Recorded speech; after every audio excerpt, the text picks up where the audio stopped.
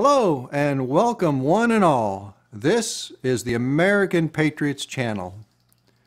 What do we do on this channel? What we do is we provide solutions to many of America's significant problems. For example, we suggested several episodes ago that America needs a national union, a union that would allow workers to have protection from workplace abuses and also give them a voice in their wages and compensation packages. But to do so, we need our representatives to create such a union. So you're probably thinking, well, how can we do that? Maybe our representatives are not willing to do so. Well, to that I say, who has the real say-so in our country? Let's take a look at our Constitution. Article 4, Section 4 says, "The United States shall guarantee to every state in this union a republican form of government."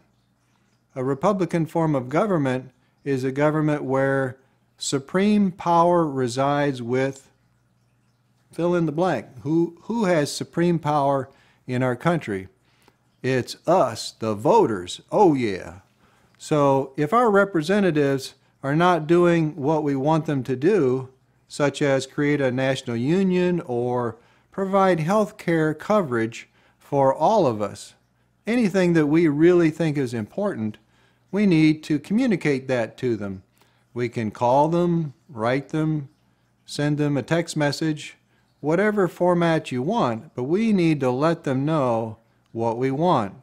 And ultimately, if they don't come through for us, then when it comes time to vote, we'll find somebody else who will. Today we're going to be talking about the pillars of a strong and enduring nation. A strong and enduring nation is one that is prosperous and provides a high standard of living for its citizens. It's one that can defend itself from threats, both foreign and domestic. And it's a nation that can survive the test of time. Certainly, we want America to be all of those things.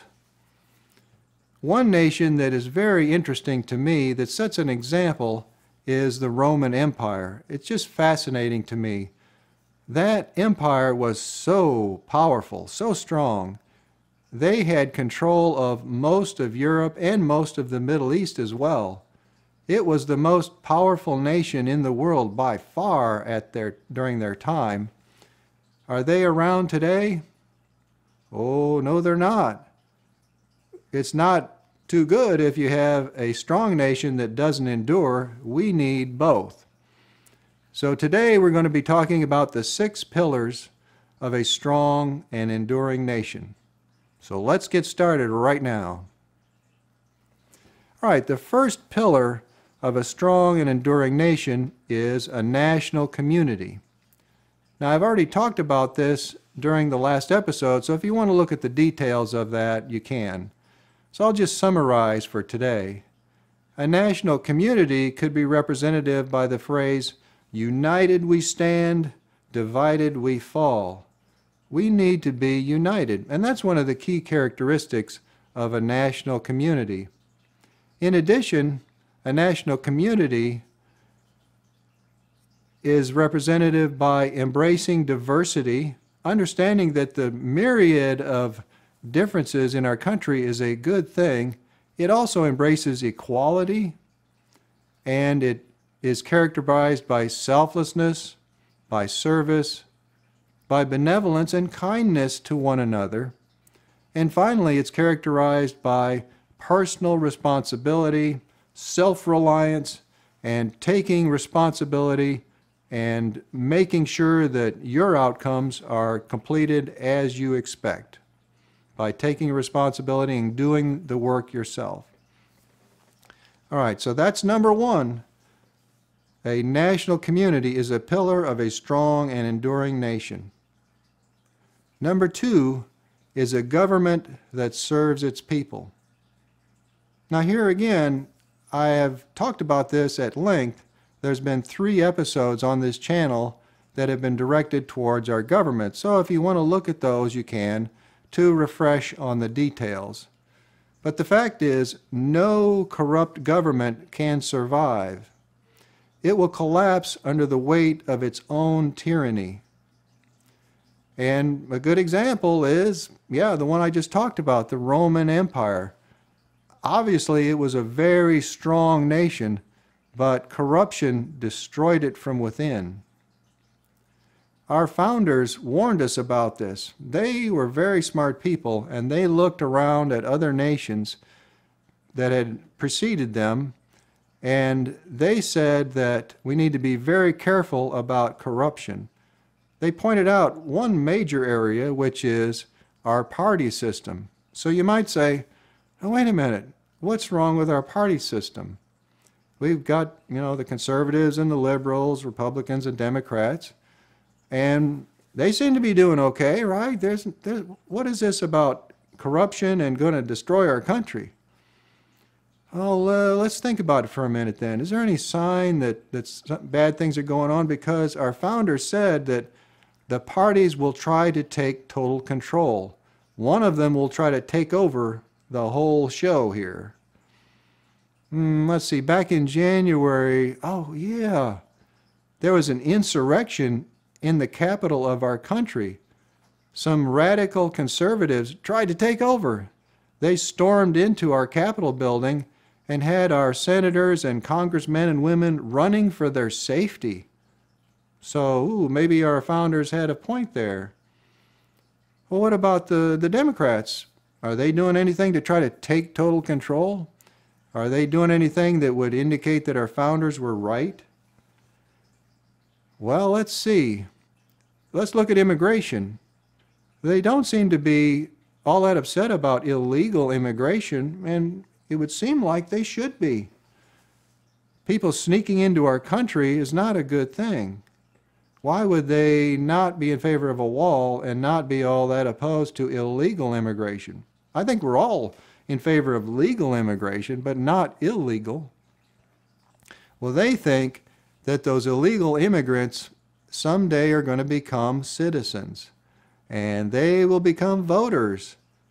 The Democrats think that most likely they'll vote for their side. Ooh, that doesn't sound like too good of a thing there.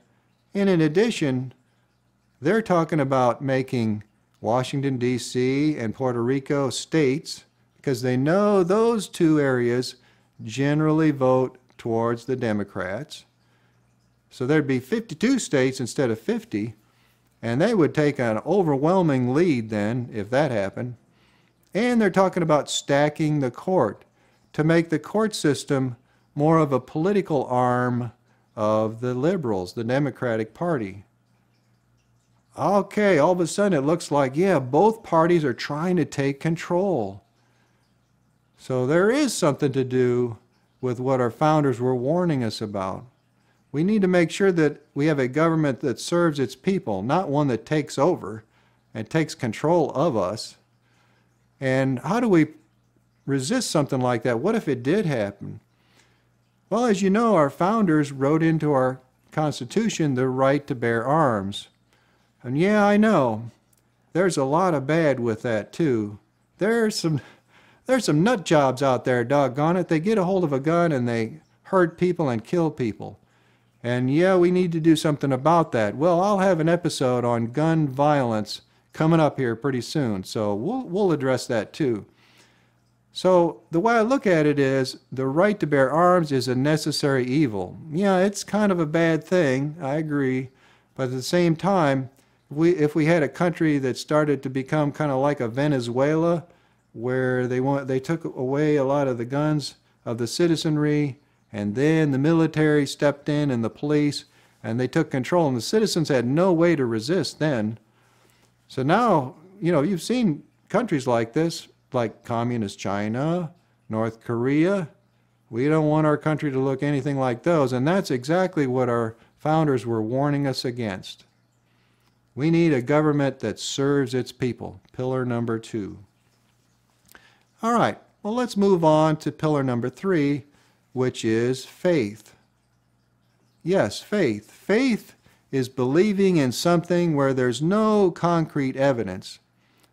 If there was clear evidence, you wouldn't need faith.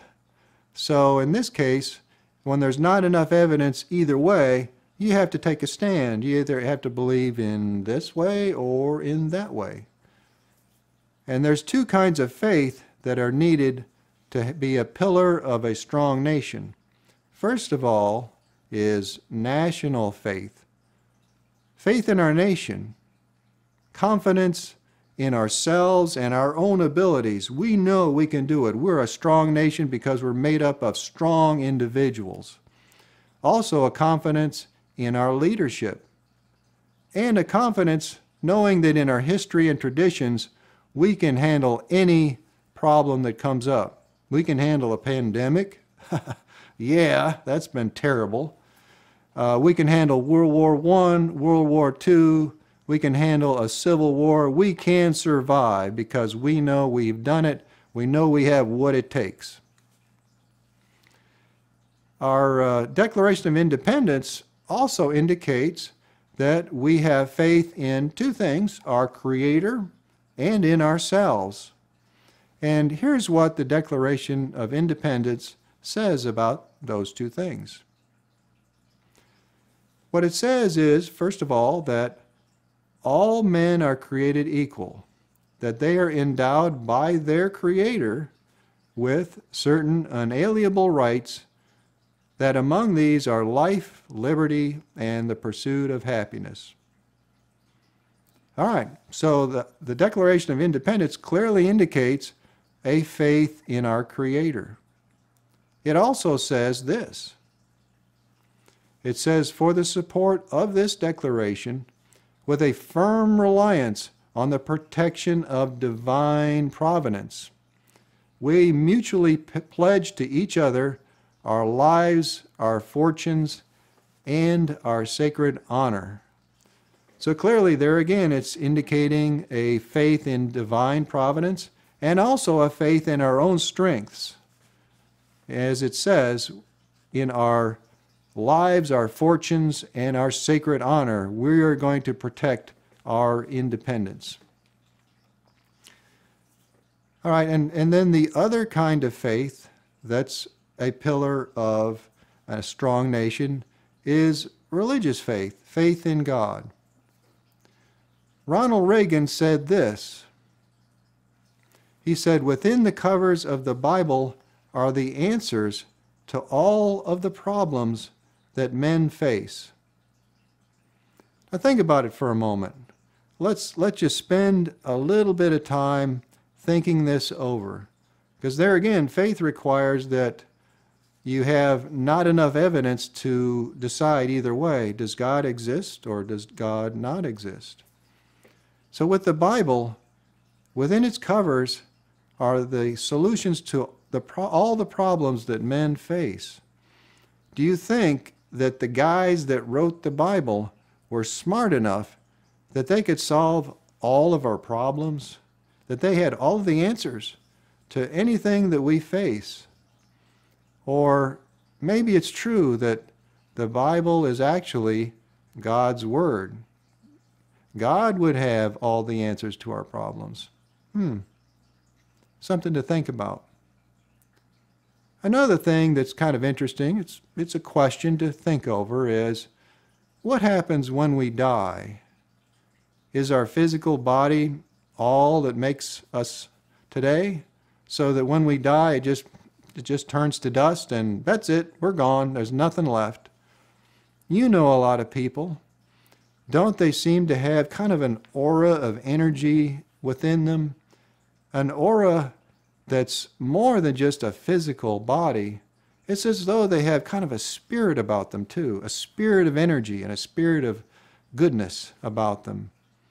So maybe it's true that we really do have a spirit or a soul, and that that spirit or soul lives on after we die.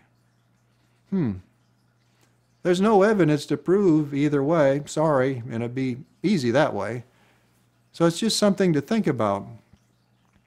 And here's what I say. What is the most important decision of your entire life? Is it what school you go to? Is it choosing where you live or who you marry? Or what line of work that you decide to do?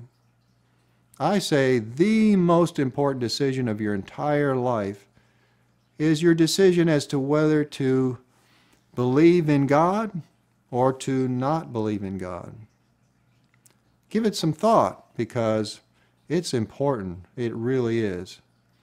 The good news is that 95% of Americans believe in God. We are a strong nation of faith. The fourth pillar of a strong and enduring nation is the family. The family unit comprises the backbone of a strong nation. It provides a stable and healthy environment to raise children and reduces poverty and crime. It's a lot to do with our children. Our children develop much of their strength and their character in the home as they grow up. So that environment is critically important for them. And of course, once they grow up and become adults, they become part of our nation. And we want them to be strong, and then we want our nation to be strong too. Our children need a mother and a father. The way to accomplish this is to not have children until you're married. And then when you are married, to stay married. When you get married, you say some vows, don't you? You say things like, for better or for worse. For worse, that means things might not go so well, but you're promising to hang in there anyway. For richer or for poorer. You might struggle financially your entire life. It's possible. In sickness and in health.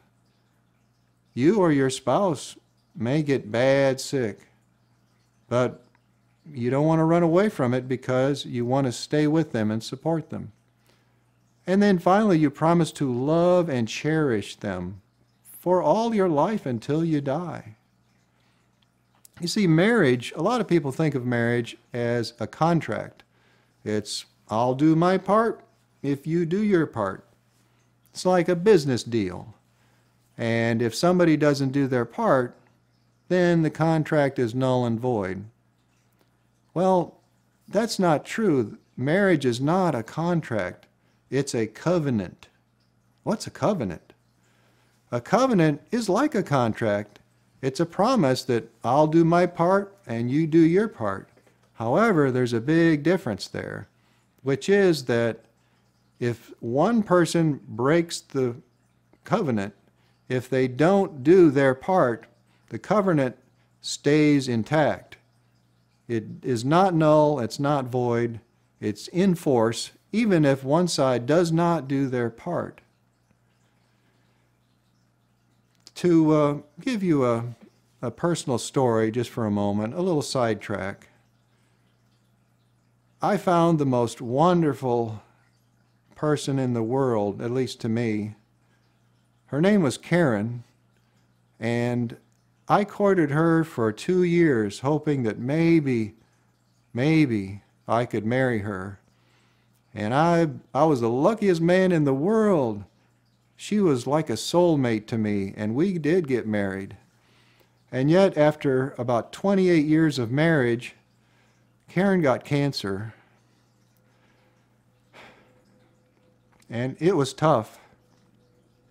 But I hung in there and I stood with her every step of the way.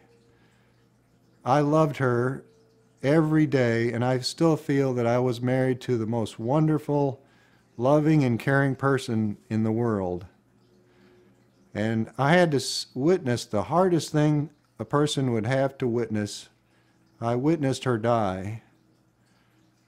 But I hung in there and I did my part. And that's what marriage is all about. But there's good news too, because I met another wonderful, loving, and caring person who I consider my soulmate all over again. truly, I am the luckiest guy in the world because I've been married to the best and most wonderful woman twice over. Who can say that? And that's the way you should handle your marriage too. Even if it gets tough, even if, like me, you had to survive hell on earth, and I'm telling you, that's what it was. Even there, we stayed together and we stayed strong. And your children will really benefit from that too. Once you get married, work it out. Whatever the problem is, it's worth it. I can guarantee it. Well, family is so important that our state, our government needs to support it too. That's part of their job. To serve us, they need to serve our families. How do they do that? Well, families have complex relationships. Husband and wife, sometimes, actually more often than not, we need a little assistance. We might need some education. It's a good thing to get it before you get married, but then afterward too, to continue to have some education on how to develop that relationship. And even counseling is wonderful too. I really think that our government should provide marital education, both before and after the wedding, and marital counseling for free to assist us, to make us a stronger and better nation. And should also provide economic incentives to keep the family together. Give us a little bit of incentive in that way too, such as, say, in the tax structure, to give married couples a little better incentive to stay together financially. And certainly to assist us in raising our children by there again, and I know they do this, by providing tax breaks for those of us who have children. All right, so that's number 4. So what's number 5? What's the 5th pillar of a strong and enduring nation? That would be freedom. Just how important is our freedom to us? Apparently, I'm saying it's a pillar of our nation. It's one of the things that holds us up. Well, countries that have lacked freedom have been destroyed either from the outside or the inside. Sooner or later, the citizenry has had enough, and they revolt, they push back, they reject the losses of freedom. They see what others have, like us, other countries who are free, and they want to be that way too. So, for example, Nazi Germany was a dictatorship. Adolf Hitler was a dictator. He ruled with an iron fist, and his nation was destroyed from the outside, World War II, as you know the story. And then a nation that was destroyed from the inside was the Soviet Union. Gradually, the various states of the Union got fed up with their lack of freedom, their lack of sovereignty, and they broke away from Russia, which was called the Soviet Union, and the Union is no more. So, how important then is our freedom? Well, Abraham Lincoln cleared up any misconceptions in this area. What he said is this: America will never be destroyed from the outside. If we falter and lose our freedoms, it will be because we destroyed ourselves. We will not survive without our freedom. That's clear as day. That's the way it is. Well, if freedom is so important, what would we be willing to sacrifice for it, to keep it? What would we be willing to give up to keep our freedom? I say we'll do whatever it takes, and no matter what, we will sacrifice anything and everything. But John F. Kennedy said it even better. Here's what he said. He said, "Let every nation know, whether it wishes us well or ill, that we shall pay any price, bear any burden, meet any hardship, support any friend, oppose any foe, to assure the survival and the success of liberty. Before I go on, I want to make one more comment, and that is on our freedom of speech. Right now, today, our freedom of speech is being threatened. Haven't you seen it? Are you not aware of it? We in this country have freedom of thought. We can think anything we want. And we have freedom to have an opinion too. And we have the freedom to express our opinions. Now, we need to be considerate when we express our freedoms. Be kind to others when we do so, and just be considerate, but we can express our opinions. Now, I'll bet you right now there are people in this country that have opinions that are exactly and diametrically opposed to your opinions. And yet, we need to not accept their opinions as necessarily our opinions, but we need to accept that they can voice those opinions, just as you can voice your opinion. So why is our freedom of speech being threatened then? What am I talking about? Well, you've seen it. It's when someone says something, someone else disagrees with it. And that someone else chastises them and spreads the word.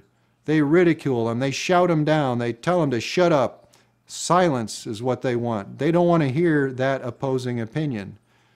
In fact, then sometimes those people are harassed. They have their property vandalized, and they lose their job. We will not put up with this kind of suppression of our freedom. We will be considerate when we voice our opinion. We accept that you, whoever you are, who are trying to shout us down, can have an opinion and express it. We accept that, even if we don't agree with it. But you have no right to shut us up. We will not permit that. We will resist. And so that's what I'm talking about. And by the way, shame on any company that fires someone because they express their opinion. They have a right to that opinion, and as long as they express it in a considerate manner and not in one that's belligerent or mean-spirited, then you have no right to fire them for exercising their freedom of speech. Darn right. All right, so that's enough on the fifth pillar of a strong nation.